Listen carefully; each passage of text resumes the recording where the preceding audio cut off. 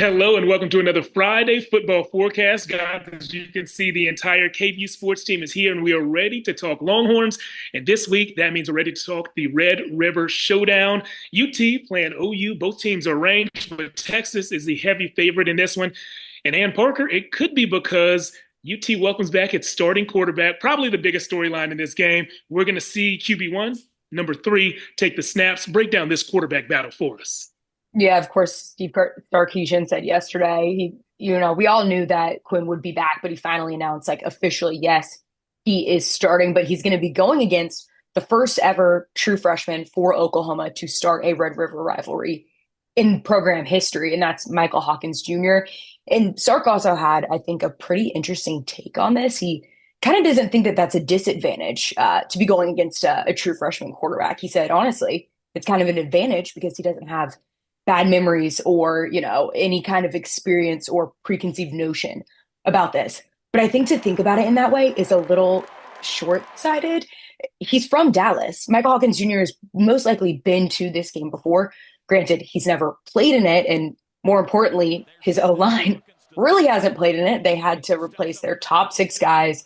They played with 4 different centers the past 3 games, obviously a lot of injuries there, a lot of injuries in their wide receivers unit, and that'll be okay for him. He likes to scramble. He's really good in scrambling and, making big plays, especially against a man coverage. But I still think all of those factors pale in comparison to when you think about Quinn Ewers' experience. I think when you think about a game like this, it kind of comes back down to who is the better quarterback. And I think luckily for the Longhorns, that is Quinn Ewers. Yeah, Oklahoma's top 5 wide receivers all out with injury, so he's not going to have a reliable target to just toss it up to and hope. I think this one's going to be rough for OU's offense if you look at it through that perspective. Corey, if the offense is successful for OU, they're good in the red zone, but so is that Texas offense. Both of these teams top 28 in the nation in the red zone. Tell me about the difference between this year's red zone for Texas and last year's. Yeah, and AP talked about the wounds that Michael Hawkins Jr. may not have because it's his first start in the Red River rivalry, but that Texas offense has wounds, and I think that can be an advantage for this team because last year they were in the red area 3 times against OU. Texas only scored 3 points, so that will be a big storyline to me heading into this game, especially with Quinn back, and see if he'd be as efficient as he once was before the injury in the red zone. Red zone offense, obviously, directly impacted by red zone defense. Texas, 8th ranked red zone defense in the nation. Oklahoma, 45th. I think that could be telling. All right, let's talk about some predictions. Who's going to win this game and what's the score going to be? Ann Parker, let's start off with you. I really didn't want to go first. I keep going back and forth on this. I think I'm going to go.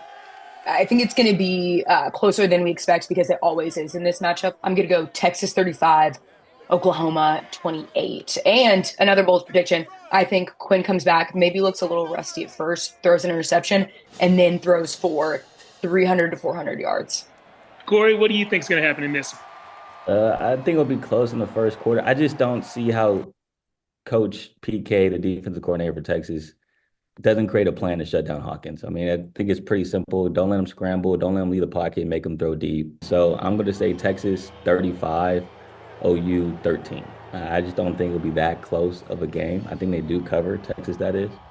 All right. I think Texas wins this one 27-10. I think Oklahoma scores a touchdown early. Sarkis told us all week about OU having 2 weeks to prepare for this game, and they know they're going to see something they haven't seen from OU before. I think that pays off for the Sooners early and then not again.